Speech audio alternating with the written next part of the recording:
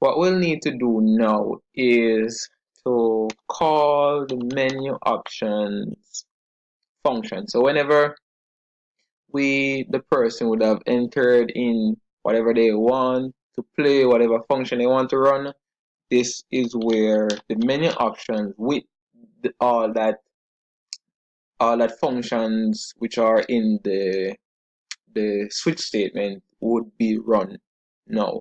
So let's call in the function here, and let's have a comment to say, okay, we are calling the menu options function. That sounds appropriate. So now, yep. So this is the function that will be called now. Whenever we would have implemented these functions, it will run. So let's put also a comment here to say that, alright, so this would be the termination. This would be the termination function also. Yeah, that looks good. And now let's get back to main. This would be main. Okay, so we would have done that now, and let's have a new line here. And also, as we said earlier, we would like to put that prompt to say, okay, do you want to run, do you want to see that menu option thing again, so that you could run another set of program again? You understand what yeah, so that's what we'll be making that prompt to say now. So now we'll have like, let's say, do you want to see let's just put the name. So we'll have menu options then. So we'll just have menu options. So do you want to see menu options again? Yep. So I don't think so what we'll do now is just put like a yes, no, yes slash no. Put that in common letters, because we're not having any case to say like to have it uppercase or nothing like that. So this is where we'll enter that yes or no value. So either Y or N to run the menu options function. So this options function, well, not that would run this function actually. Well, this function actually, choices menu. So menu choices. This is a function that would be run whenever the person selects Y, because Y is what we'll be using to control this loop now. So what we'll do is we'll see in that into menu, which was the second variable that we would have made, and we'll clear the screen. Obviously, we would like to clear the screen because we do not want to see that prompt saying, do you want to see that the menu options again, which we would have already entered yes or no. So we do not want to see that anymore. So that's why we'll be clearing the screen here.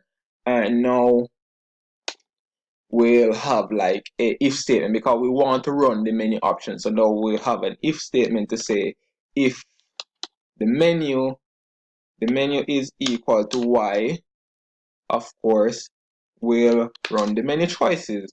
So we'll call the function which is menu choices, which is a function we would have made early on. So let's have like a comment to say now we're calling the menu choices function. Yep. So why am I leaving off the S? I think I had an S here. There was an S. So the menu choices function. Okay, so this is what will happen. So we'll call, if it's equal to Y, we'll call the menu choices function once more, else we'll return 0.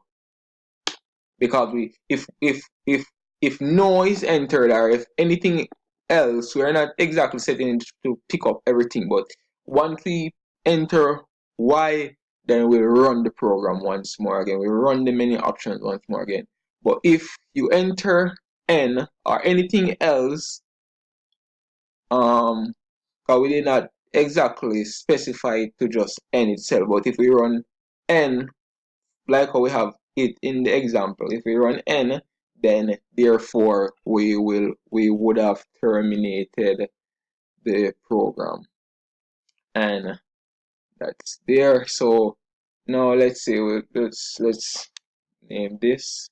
So this is what we'll make a comment saying. All right, we are making, let's say we are making the menu options function. Okay, menu. Well, actually, we are making it into a function. So we are making the menus into a function now. Here is where we are making it into a actual function there. So now we would have have what a sentinel control loop here to run the whole function once more, and we would have had the many choices and would have the many options in a function, which will eventually prototype them, because you cannot run the functions without prototyping them at the top or making the function at the top. I prefer to make the functions at the bottom and then I prototype them. Prototyping them afterwards is easy because all you need to do is just copy from the last braces to the first part of the name of the function and have a semicolon to end it. So therefore that will just make it easier. That's why I say I prefer to make the functions first and then I prototype them after, because the program runs from top to bottom, or from I would say left to right. So therefore if we would have run the function now, it will draw an error because menu, let's say which one of the function is here. So menu options is not indicated, is not up here. The function, the compiler would be saying, where is this menu options? Even though we have it down here, the function would, the compiler would be like, where is all these menu options? I don't know anything about no menu options. How am I supposed to run something I do not know about?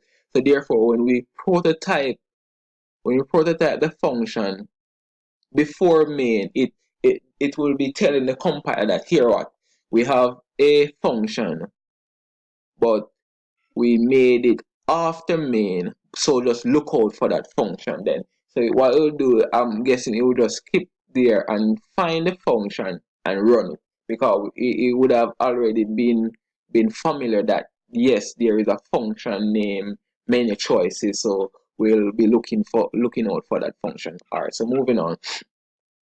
So after we have made all that, we need now the even add function. So now let's put this here. So now we'll have so it would be a void function. So we'll have even add. I think that's what I would have named the function there. And no, that should not be that. Yeah. All right. So we'll be making a variable. Let's call it x, and now we'll have a cout. We'll need that variable because that is where we'll be storing the number that the user will be entering into the program. So we'll say enter number. We do not even have to say. We'll just say enter number. Simple as that. And this will not end the line because this is where we want the user to enter it, and we'll seeing the user's number into X, and we'll close with the semicolon. So now we'll be like, we'll need an if statement. So we'll say like if x mod 2 is equal to 0, then we'll know that it is an even integer. So we'll cout we'll see out x. We'll see out x because we like to say, all right, we like to show that that is the value that we would have, the user would have entered. So we're just showing that the user, showing back the user what he or she would have entered. So we'll say x, or the number that the user would have entered, is an even integer. Yep. Okay.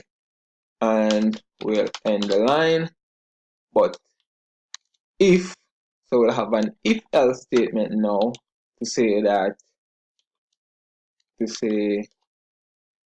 if x mod 2 is equal to 1, so anything that is mod is will either get 1 or 0 to show either whether it is an integer or either it's an even or it's an odd number. So if now is it's 1, so now we'll know that it is an odd number. So we'll now see out x again, and now we will say, alright, so x is now an odd integer. Okay, and we'll end the line.